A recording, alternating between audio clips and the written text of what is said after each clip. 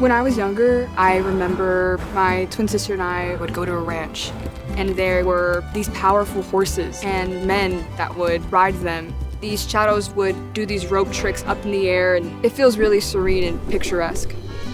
The horses themselves were really majestic. I remember riding all day and night with a very cute brown horse named Kitty.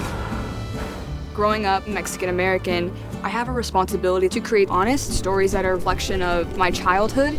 I learned a lot from my family there who tended to these horses and showcased that vaquero and charo lifestyle to me.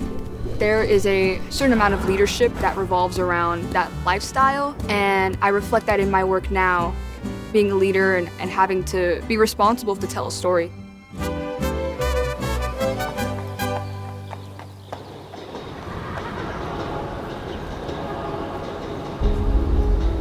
Memory and storytelling have always been one. I remember when I was about 6 years old, I'd wake up to the sound of my mother about 6:45 in the morning, knocking on my bedroom door, come to me really close and recite a little prayer to me. And in that prayer, she would always finish with, "Que Dios te bendiga y te cuida," which means, may God bless and protect you. I didn't know it at the time, but I've learned the significance of that moment. And I think it was her way of saying, I'm not sure if I'll see you again, but I'm always with you. You see, my mother was a person who grew up with faith, and she would try to instill that faith into us.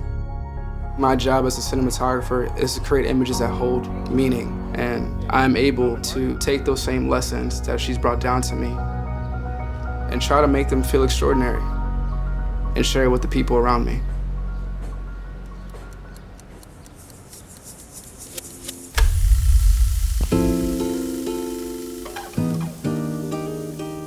I've always felt closest to my culture when eating the food. And a big reason for that is because of my abuelita. Abuelita was always cooking up something good in the kitchen.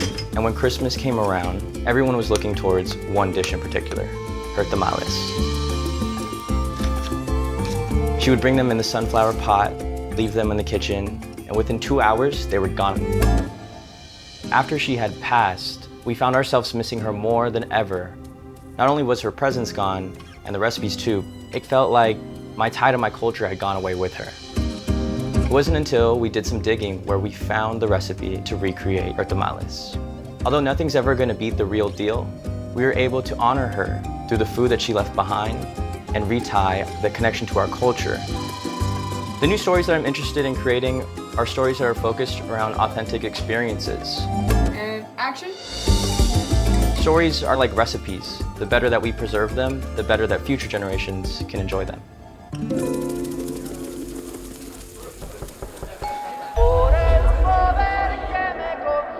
If I could describe my family parties in one word, it would be magical.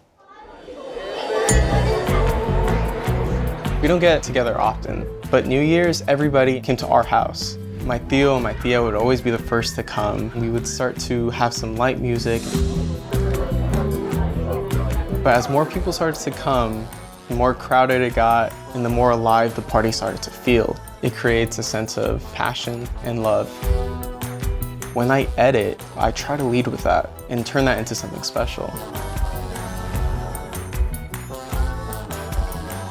The stories I'm interested in creating talk about the first generation experience, and not in a way that victimizes or polarizes, but in a way that celebrates. It's nice to see yourself on screen. It's important to see that you exist and that you matter.